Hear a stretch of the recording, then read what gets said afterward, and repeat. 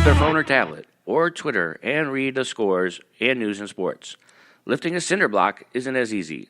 Cinder Block Sports, with your host, John O'Donnell, brings you the unique interviews, a deeper dive into sports, and a look at why and what's next in the sports world. Follow the show on Twitter at Cinder Sports or on Facebook at Cinder Block Sports. Now, from the Dream Big Studios, your host, John O'Donnell.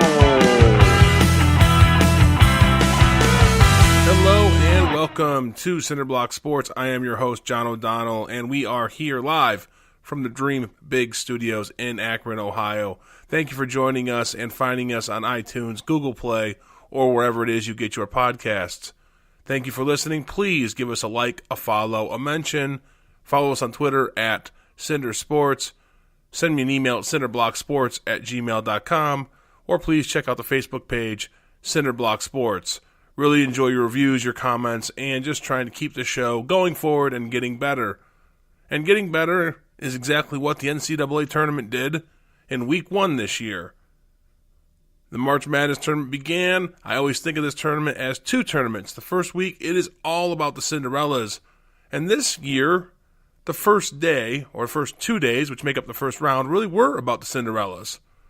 Those double-digit seeds that move on. I mean, who called the Anteaters of UC Irvine upsetting Kansas State? Did anybody get Liberty, UC Irvine, and Murray State right? Those are our Cinderellas, right? But, hey, what about Florida, Ohio State, Oregon, Iowa, or Minnesota?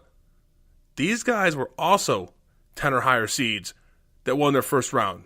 Are they Cinderellas? Well, no, they're not.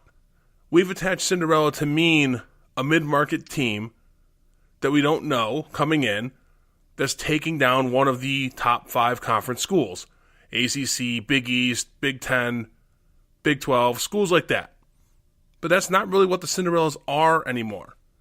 More and more frequently, the tournament committee is putting these larger conference schools in as at-large bids, and the typical Cinderellas that we're used to seeing are few and far between. And I'm okay with this. I've said it before. I think the tournament field is a little watered down. The 16 seeds, the 15 seeds, the 14 seeds, they might win a game or two, but they're not true contenders for the men's college basketball national championship. And that's what this tournament should be. It shouldn't be a participation trophy. It should only include those schools who have a chance of winning. Now, do I really think that UC Irvine was going to win the tournament? No. But they clearly could compete. Murray State, again, no. But they clearly can compete. And Liberty, same thing. But some of the other Cinderellas didn't fare so well either. 10 seed Minnesota blown up by 20 by Michigan State. 11 seed Ohio State, not competitive, against Houston. And 9 seed Washington couldn't find the bottom of the basket against North Carolina. The point is, the right teams were already seeded in the top 1, 2, and 3 lines. And the Sweet 16 bears that out. The Sweet 16 by seed has all the 1s and the 2s and is made up mostly of 3s, 4s, and 5s at the other spots. There are no Cinderellas this year, and that's okay. Because now we're into the second tournament. The tournament where the matchups matter more. Let's look at the potential Final Four matchups. Gonzaga, Michigan. They could be playing for a spot in the Final Four. North Carolina, Kentucky. They could be playing for a spot in the Final Four. Virginia and Tennessee. They could be playing for a Final Four spot too. And Oregon is the only double-digit seed left. And they're playing against Virginia, and Oregon has been one of the hottest teams in the tournament and in basketball in the last 2 months. And finally, Duke and Michigan State could be playing in the Final Four. So look, the Sweet 16 has given us what we want. And the first 2 days of the tournament did the same. There were some great moments from those days that basketball wants. Wofford. Wofford was a 7 seed that probably 10 people had seen play basketball. They could shoot the ball from anywhere. They had a super exciting first game. And then they rightfully just couldn't score against a physically and athletically superior Kentucky team. Look, this game is the perfect example of why we like Wofford to have their moment. They have a player on their team, Fletcher McGee. No, I had never heard of him either, but you know what he is? He is the NCAA's all-time three-point shooting player ever. Most makes ever. And he set that mark in the first round against Seton Hall. Now, Seton Hall, a Big East team, a traditionally decent basketball team, and Wofford blew him out by shooting the doors off, but then couldn't do anything against Kentucky. That same guy, Fletcher McGee, 0 of 12, didn't make a basket, and Kentucky beat up on Wofford, although it was a really close game. Kentucky is a good team, but Wofford played them tough, and now Wofford is gone. And we actually want that. Don't tell me you want to see Wofford play against North Carolina in the Final Four, or in the Elite Eight, I should say. You don't. You want Kentucky in that second week, and you got them, but not before you got to see Wofford play, and you got to meet Fletcher McGee. He won't play in the NBA, I don't think, but he's a good story, and we got to see him on day one and on day two of the tournament, and that's what we want. Example number 2, those crazy anteaters of UC Irvine. If you remember last week, I told you those guys can play basketball, and I was using it as a joke, but they were a really good team. And they came out and they proved it. They got an upset in the first round over a good Kansas State team. And then they lost to Oregon. Now, that was a different matchup because Oregon was a 12 seed, so you had a 12 and a 13 seed playing. Here, I could have seen UC Irvine moving through and having that one Cinderella story. I actually think we would all prefer to have one mid-major team in over a 12-seed Oregon.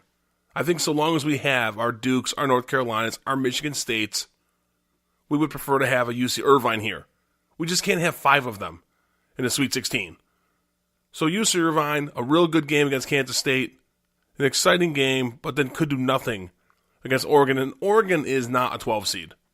That was a missed seed because they had such a poor start to the year after their star player got hurt. And they are recovering. They played real well. They won the Pac-12 tournament. And they got underseeded, and now we see them in the Sweet 16. But the best example of what the first couple days of the tournament are supposed to be about are Ja Morant and Murray State. Murray State, a 12 seed coming in, was everybody's pick to beat 5 seed Marquette. And it all lie on the shoulders of Ja Morant. Ja Morant was the NCAA leading scorer in points per game, and he also averaged almost 10 assists. But they play in a weak conference, so how would they do against Marquette? Well, they rolled them. They beat them by 20, and it wasn't that close.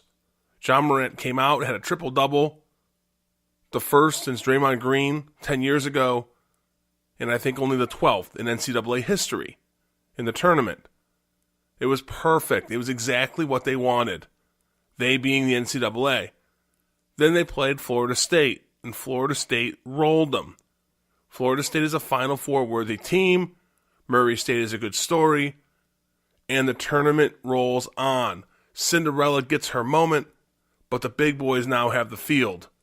And that's the way the NCAA wants it, and that's the way we want it. Murray State is a good story, but Florida State is a real team, a title contender.